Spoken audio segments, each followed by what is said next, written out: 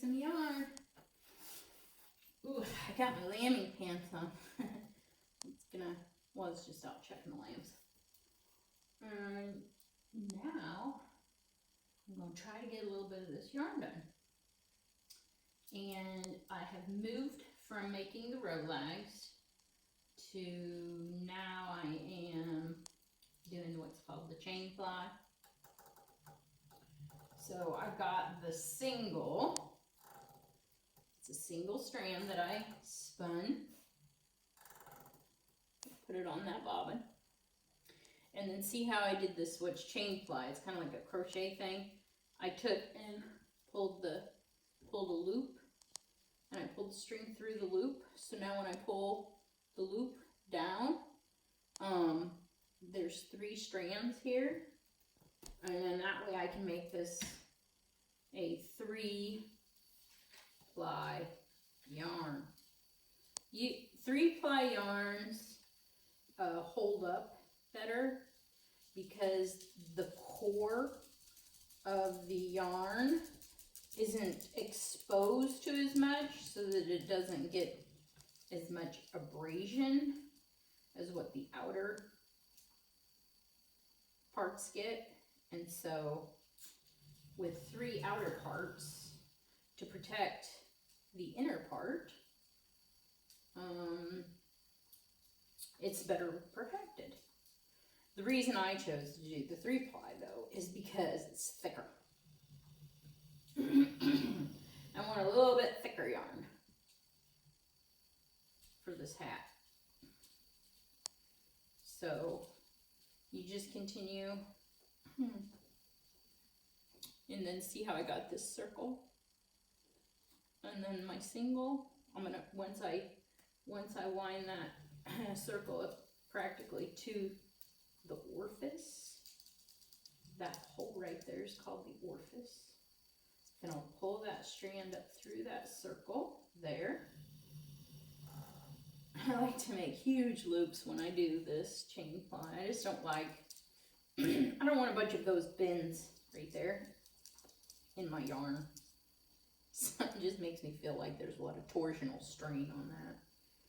And that may be a spot that would cause a weakness in the yarn. So this is how I chain fly. Not too much going on today that's almost scary, because I notice it's always calm before the storm. A beautiful day. The bees are out flying. I put pollen out for them. The sheep are all happy. We penned a few more up to, let's see, 2 more up last night that I was just getting a little concerned about. I wanted to make sure maybe to give them some more nutrition. We did give them Power Punch for their vitamins and minerals, just to be on the safe side. And the other 2 lambs that were Pages, they're both doing fine. They made it through the night with their double coats on, and they didn't seem to be chilly at all. That was good. I did have the lambs here, the triplets, them here. I did have them double coated as well, and the mom did have them out last night. They were not in the chicken house because I did not have the heat lamp on last night for them. I thought that would be a good way to monitor how the lambs were doing over at the church without, no, I don't know why that's not drawing up. Ooh, it's stuck. Something is stuck. How they were doing over there. Shoot. Why that break is gonna be tightened down, I guess. How I can monitor what is going on. Oh, this is wrapped around. That's what happened. Ah, did it again. Okay, you little burger. How I was monitoring what was going on over there without having to drive all the way over there. It's like 5 miles, but still, 5 miles, 5 miles. When I go 5 miles there and 5 miles back, that's 10 miles. So I don't want to be doing that. so I don't have to. So if I keep these triplets here, the smallest one, Snow Globe, she'll be able to tell me if she's cold with double coat on, then she'll be able to tell me whether those over there are cold too. And usually once you got, you got food going in them, then you're gonna be fine. They will create heat. They got nice straw bedding, but they don't seem to want it. And they seem to want to be in the shade, I guess. I don't know. So.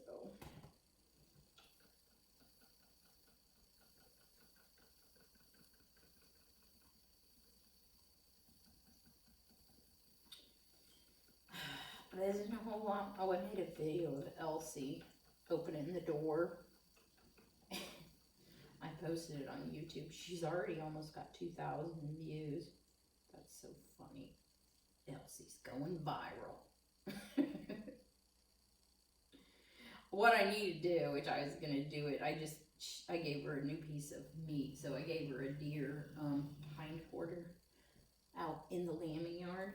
So she would, have food out there and she could lay out there with them. While Ava is over guarding the carcasses. Because I gave them deer carcasses, and Abe's not going out and doing any sheep work, so we were just calling her the retiree. She's basically just watching over the food supply, and not the lambs this year, because she's 9, I think. Oh, heck, I don't know. Maybe she's 8. Oh, she's the same age as Biggs. I think he's 7.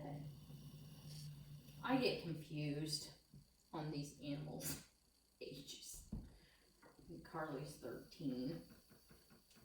And so they must be 7. Biggs and Ava both must be 7. But Ava's a big dog and she's still in good health and all, but dealing with that new dog, she's a puppy still, she's like, no more puppies. Nope. She doesn't want to train any more puppies. So,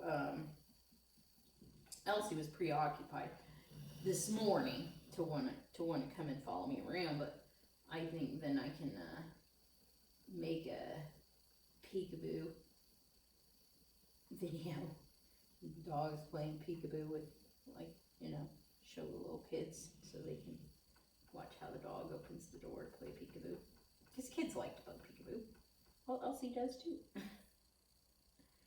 So I'll make a video that kids can watch and have Elsie open the door, and when you shut the door you don't see the dog, and then when you open the door there's Elsie, peekaboo. It's gonna be fun. And I'm gonna make a video of that bee that I had last year. I went to check the hives, and I had this bee that was stuck on the door when I was driving home. I had the windows down, and this bee was hanging out on the window while I was driving. Like, he hitched a ride to go out and scout all the different types of floral sources maybe that was in the area. I thought that was funny. So I posted it online, everybody liked it, and they were like, oh, you need to put it with music that's, I don't know why they were wanting, they said to put it with Who Let the Dogs Out, but I don't know, I need to get a video up of that for a short, and maybe try it with that music video. I don't know how to do the music yet. I'm not very good at any of it yet. It's crazy. Oh my gosh, not like I want to take on any more learning adventures in my life right now. I've got enough on my plate. I don't need anything else, but it is kind of fun right now making those videos, and it's giving me something to do during the months where it's cold and rainy and you can't do anything else. So I guess it's a good time to learn. I don't know what else I would want to be learning at this moment. Probably need to start learning more electronic stuff, since this whole world's going electronic, and it just makes me upset because there's so much more it seems like to do, I don't know. A lot of glitches online with like trying to do the banking and you can't get through, or they make a mistake and then you got to try to correct that. It's like you can't get a hold of people. You're on hold for a while. I don't know. It's probably those work from home. You know, I did call. It was Usenet.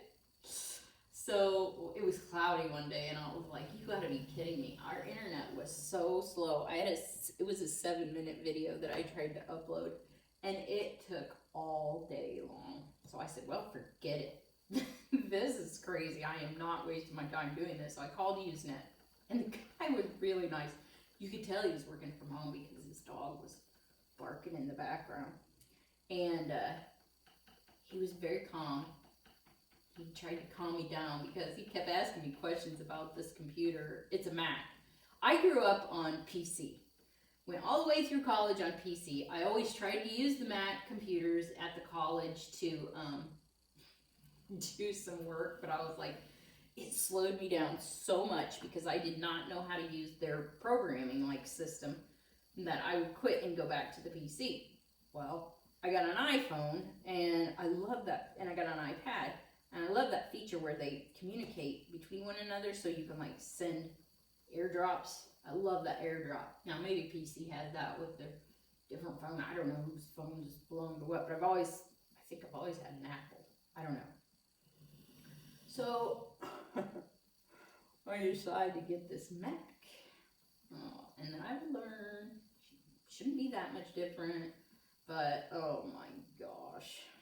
I need to go take a class, I think, basically, like I took because we had to have a computers class in college just to fulfill a requirement or whatever, and so that helped teach me how to learn that. So, I mean, I wish I didn't have to take a college class, but maybe that's what I'm going to have to do in my old age. I don't know. Anyway, I went to, so that's why I'm having just a terrible time with the new running the computer. And so he would ask me this or that, and I was like, I have no idea, because he would tell me to go to check it, and he goes, well, just be patient, ma'am. He says, I don't know how to use that system either. So I clicked around, and I found it. Luckily, we got through it all, but so he checked my system to see how fast this internet was coming in here. And I told him what it was when it showed up on my screen. He says, ma'am, do you know what speeds that Usenet advertises? Like, how fast it should be going? I was rolling faster than what they advertised. So I shouldn't have been complaining, but oh my gosh, is it slow? I mean, there's nothing I can do on that computer, pretty much, barely. I could not, that's funny. The bank needed me to update my, must be Firefox that I use.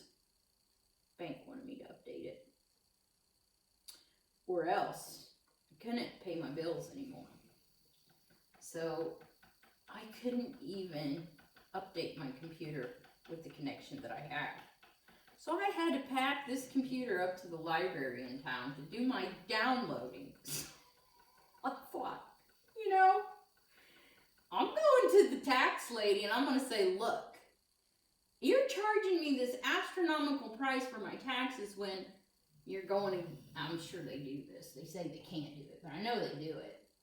The value of other homes, in the area. Well, I told her, I said, well, I didn't tell her. This is what I'm going to tell her. All those people can work from home because they got good internet. I can't work from home. So you're taking money out of my, that's taking money out of my pocket that I can't make, that they can make. And so now you're going to make me pay more taxes just because I live in the vicinity of the area, the people that can, but I can't. So to me, they better be bringing these taxes down in this area because we don't have internet like everybody else does to be able to work from home and make extra money, pay those high taxes. Woo! It is berserk. So I guess that's my rant for today. Everything's going well, which scares me. Like I said, it's just what happens. Things go well, look out. And it ain't going to be one thing that's going to go bad. It's going to be a lot. I went went to the fabric store today to get some new needles for my sewing machine, my serger actually, because I'm making these coats out of some old fiber stuff that I had. I was making them out of my sweaters, but then I'm going to discontinue chopping up my sweaters just because I have a hard time picking which ones I want to chop up. But I had these pieces of felt that I bought back when I was making these neck warmers. And I bought a lot of it because I would buy it when it was 50% off. So now I've got these big, huge pieces, and I'm like, what in the world can I do with these pieces of felt? Okay, so I'm going to give you a little bit of a tip here on, that's getting a little tight there. This is the Lazy Kate here. The bobbin's on it. And you have what's called Scotch tension, this break. So it stops that bobbin. When I pull it, if you're pulling very, very hard, it will continue to keep going after you stop pulling, and then it'll rewind the yarn in the wrong direction, which you don't want. But I'm going to give you a tip here when you're chain plying. Because I was just doing it here a second ago, but I got to wait until I get this circle all the way back up here. Okay, so I'm making these long drafted circles. Okay, got it. See, I'm through that circle there. Well, when you pull that through there like that, you do not want to be pulling it. See how tight that is there? And you're dragging at the bottom of that circle right there. See that point? When I pull it back this way, then the whole piece of string is causing friction right there on that. And that's going to create a weak spot if you already have a weak spot. So there I demonstrated it when it was kind of tight, but I'm going to demonstrate it to you when how to do it so that you don't drag very strongly, I guess you could say, against that circle. Okay. So here's our circle. I'm going to hold it open with those two fingers, okay? See how if I go forward, and that's why when you see me go, I go all the way up like that, and then I come back. Notice it didn't pull that at all down. I had no friction running on that yarn through that whole width of single. So I'm not going to weaken that point at all by doing it that way. And that's why you see me reach so far forward like that. I mean, I've seen a lot of people that don't reach at all, and they just pull that circle. So like, I'll show you right here, right now. Okay, this is my single, and they'll just pull it like that. See how tight that circle is? And that yarn is creating friction. Now, if you were using silk, silk would just cut right through that circle. It is very sharp. Just see how I released that off of that circle so that it didn't cut through it.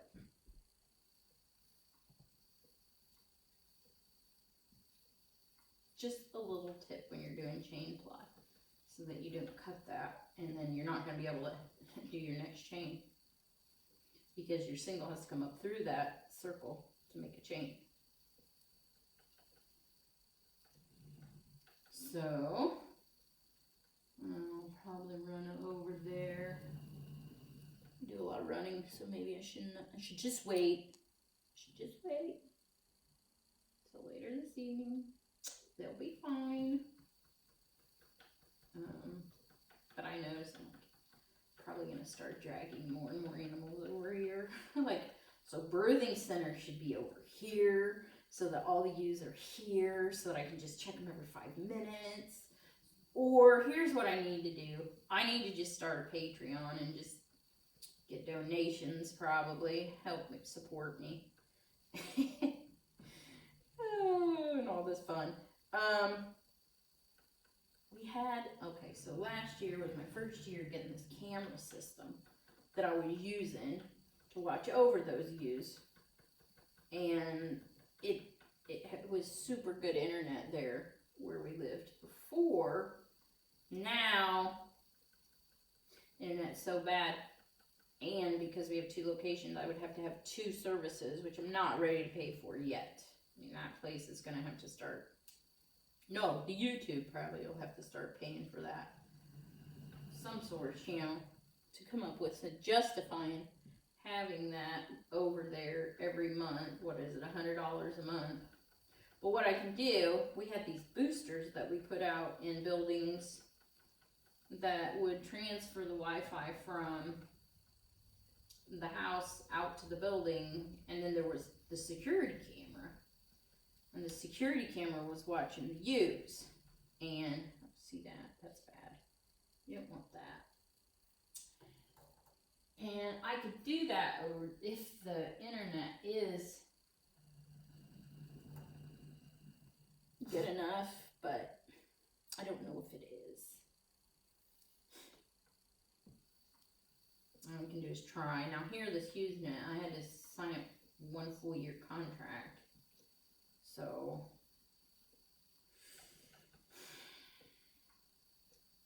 I heard that people didn't like, I had Frontier over there and I didn't like it at all. I thought it was worthless and not worth having. Like, it was probably equivalent to what it is right here. But we were inside a brick structure, so maybe it just couldn't get the signal over there as well. Now that brake needs tightened. It's because I'm having to reach down there to stop that bobbin, which I don't want to have to do.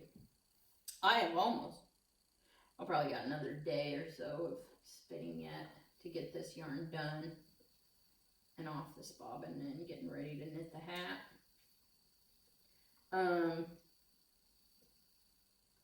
But the neighbor, he thought it was good. He just moved in and he thought it was pretty good service, so I was like, well, mine is still running through a telephone line, a very, very old telephone line, so perhaps that's slowing it down. Maybe I need to get them to run a cable line in. I don't know. I don't even know if they'll do it. They'll look at that house and they'll say, are you kidding me? Poor guy that came in and put the service in, I think he thought we were nuts. I think he was acting like he was trying, like, not to look around the house, because then he would maybe look like he thought we was crazy for living there, maybe, I don't know. Has fallen in, that's why. Why? He's probably like, why do you guys want internet here? And he didn't want to ask, do you guys live here? Sometimes I like to do things just to make people wonder. Ta-da! Beautiful chain ply yarn. This hat's gonna be so warm. Yeehaw! And it's gonna match my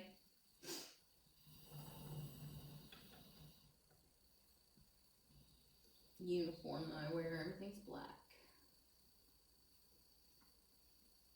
Except for my shirts. Got enough t-shirts left over that I'll and then my husband, he's got these work t-shirts that the work gets him, and he gets them filthy dirty. Well, the work gets him new ones all the time, so I'm gonna use those old t-shirts. They're just filthy. Well, the bees are almost as dirty as his greasy oil stained up shirts. I mean, propolis will destroy a shirt. First time you wear it, you might as well figure you're going to be throwing that shirt away. So I just need t-shirts that I just wear one time and throw away. But then I figure, well, why would I throw it away? Why not just keep wearing a dirty shirt and not that it's not washed. It's not dirty. It's been washed. It's just that it just stains it. Bees are filthy. I don't know what it is, but they are. Okay, so we're caught up. The saga continues, but so far, no more aborts. The only aborts I think that I had were from the young ewes. And then I think Dottie just was a twin lambing disease. I just ran that backwards. Did you see how long, too? Okay, Mr. I don't like this setup because how that can zoom back around like that. I'm not liking it. This is not my favorite spinning wheel. It's really not. But it does have a lot of features, so. The reason I got this wheel, there was only one reason, and that was because I was studying silk for my final, for the Master Spinners course. And silk needs extreme amounts of twist in it. And most of these wheels, you'd be spinning all day long just to get enough twist. But this Lendrum sells a, I think he's called a very flat, very, very fast flyer is what it's called. And it's like maybe 100 to 1 ratio. So it'll put like 100 twists in your thread every one time that wheel goes around. And that's what I got it for, that flyer. And it's not my favorite wheel to spin on, but the other ones have yarn on them that I'm needing to take off. And then that way I can spin on a wheel that I like spinning on best. What's my favorite one to spin on? I'm gonna say it's the Shack Matchless. It's just a Cadillac of a wheel. The only thing is I don't like, I think it was changing the whirls. It's kind of a pain or something.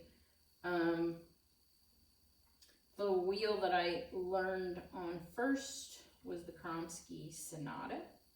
And so I knew that wheel. I do know it probably the best, which is why I would say that's the wheel that maybe I use the most, just because I know it the best. But it's not the wheel that's probably the most comfortablest for me to spin on, I don't think.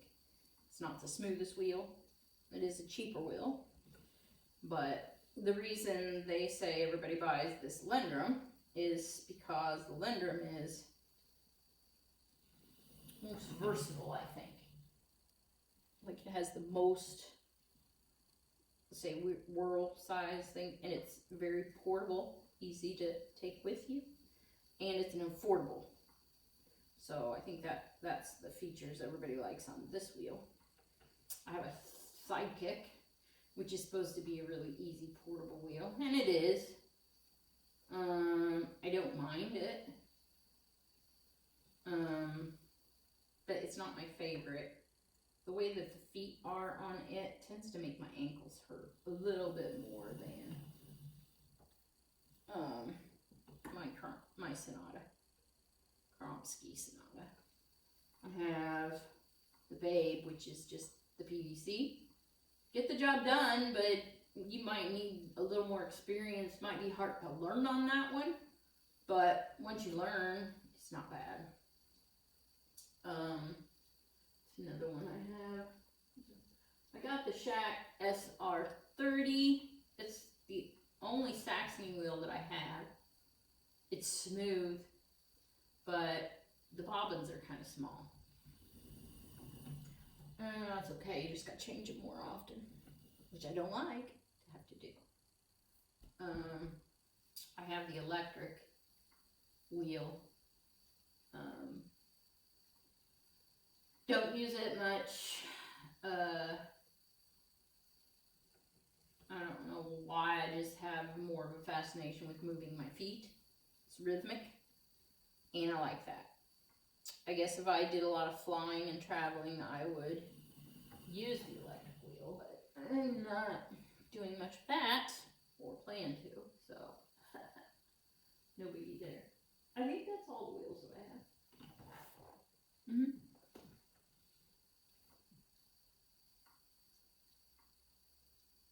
Okay, well, I guess we can wrap this up. That'll leave me enough that maybe tomorrow I'll have some more spinning to do if I get up early.